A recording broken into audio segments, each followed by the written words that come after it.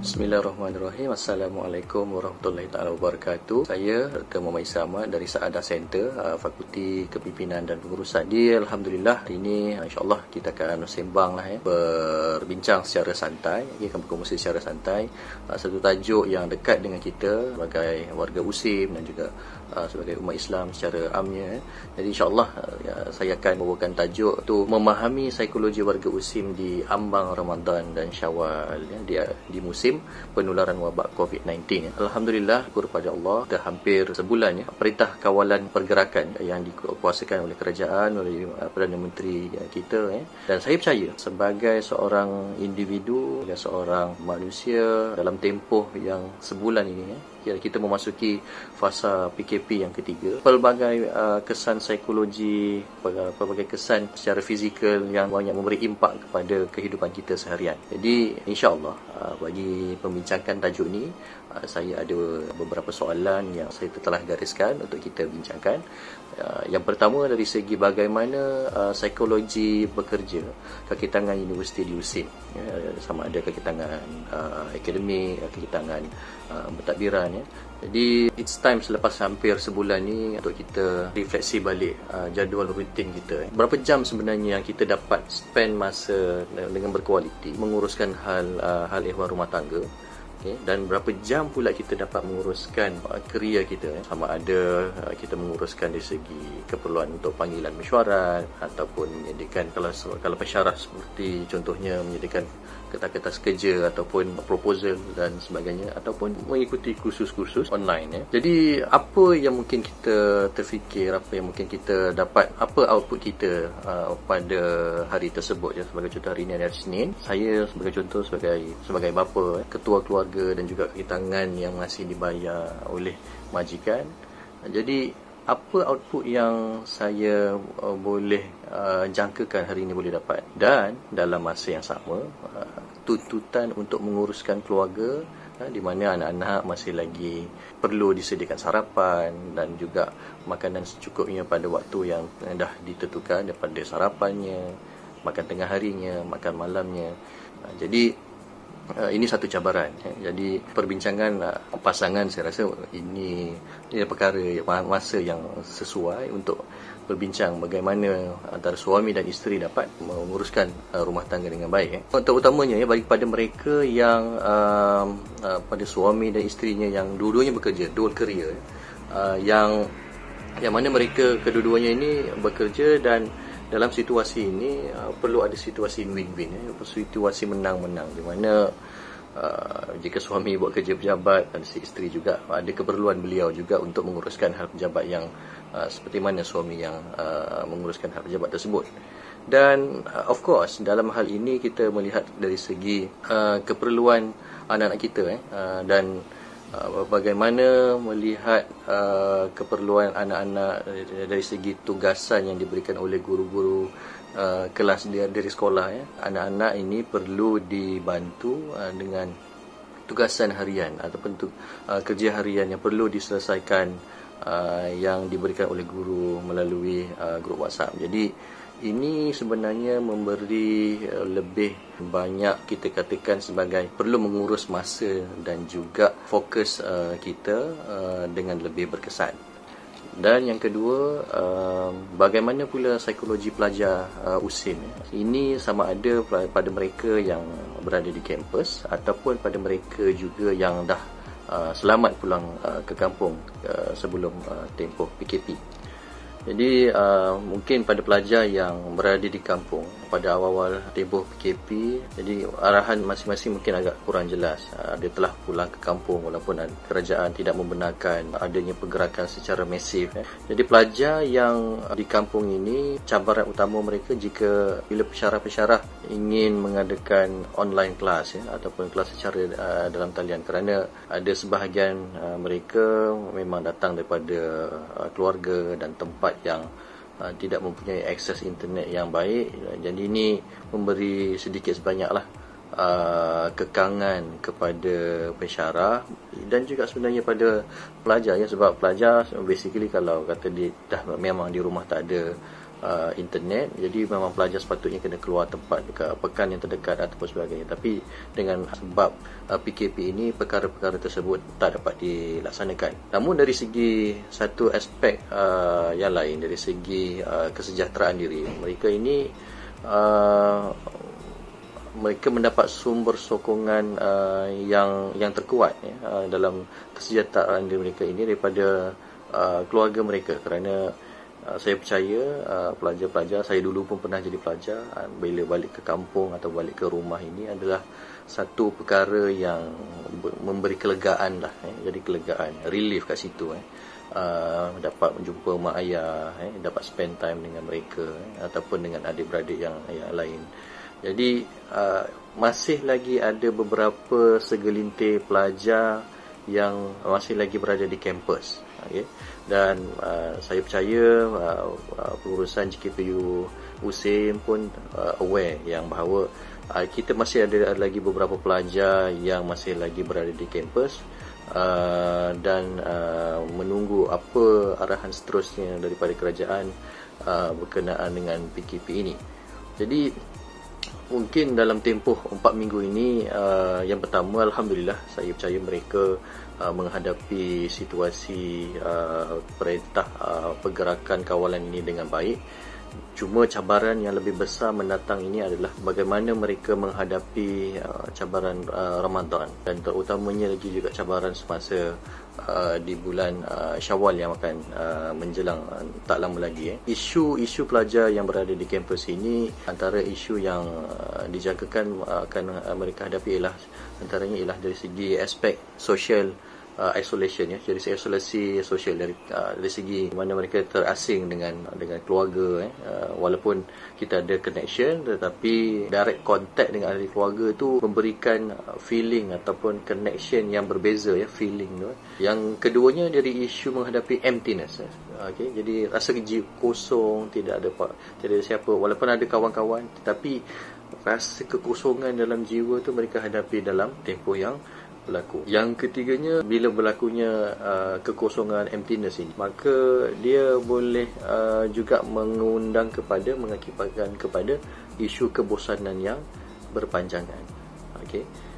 Jadi ialah kita faham bahawa ini bukan satu yang kita minta, dan sebenarnya kalau boleh balik memang kita boleh balik, tapi situasinya kita memang tidak dibenarkan balik, oleh kerana yang berlaku sekarang ini adalah satu yang kita sebut sebagai krisis, dan krisis ini bukan satu perkara yang main-main. Dan seperkara lagi yang saya nak sebut sini ialah cabaran juga kepada mereka, pelajar-pelajar yang berada di semester akhir yang sedang menjalankan latihan industri LI ataupun internship. Macam pelajar-pelajar di fakulti FKP sebagai contoh, mereka dia menjalankan LA sama ada di dalam negara ataupun luar negara. Saya difahamkan ada pelajar kita yang LA sampai ke Jepun dan negara-negara lain, yang mana kerajaan di sana pun sedang menjalankan perintah berkurung, lockdown. Dan bagi pelajar-pelajar seperti pelajar kaunseling yang di USIM lah, yang saya maklum, dan juga pelajar-pelajar kaunseling daripada universiti awam yang lain. Jadi mereka sebenarnya mereka telah menjalani proses internship pada seawal pertengahan Februari lalu. Jadi mereka mereka sempatlah dalam lebih kurang 7 minggu telah menjalani proses internship tu. Namun dengan apa yang berlaku ini memberi satu situasi ketidakpastian, bagaimana situasi ini boleh dirungkaikan. Jadi insya-Allah dengan keputusan universiti memberi keputusan bahawa semester hanya akan resume balik semula pada Jun dan bersambung sehingga pada Ogos, memberi sedikit sebanyak kelegaan kepada pelajar untuk menamatkan ataupun menghabiskan pengajian dalam tempoh yang dibenarkan. Yang ketiga, bagaimana psikologi kaki tangan usim, staf usim, bagaimana menghadapi bulan Ramadan dan Syawal di era COVID-19 ini. Jadi saban tahun kalau kita perhatikan, setiap tahun bila Ramadan menjelang dan tak lama lepas tu akan ada Syawal. Jadi masing-masing kita mempunyai satu pengalaman hidup yang tersendiri yang dan unik, dan ini kita develop rutin yang sesuai dengan cara kehidupan masing-masing. Ada yang biasa kalau nak menyambut Ramadan akan pulang ke kampung, ataupun ada yang daripada kampung pun datang ke bandar. Yang pentingnya ada perhubungan yang bersama mereka yang significant others lah, ataupun mereka yang penting dalam kehidupan mereka, dengan mak ayah kita, dengan tok wan, dengan nenek ke. Jadi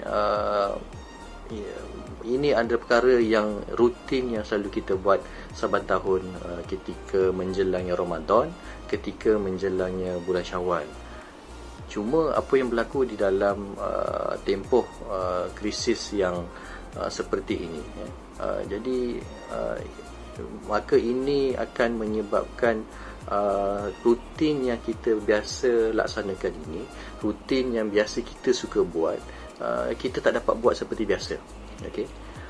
Jadi dengan berlakunya situasi ini, dia akan menyebabkan kita akan menghadapi feeling loss. Mungkin pada seseorang, ada certain individu dia akan rasa tak ada masalah sangat, dan cuma ada individu-individu yang lain, this is the really quality time yang sebenarnya perlu diberi perhatian, kerana this is the, kita kata, significant event lah dalam kehidupan individu tersebut.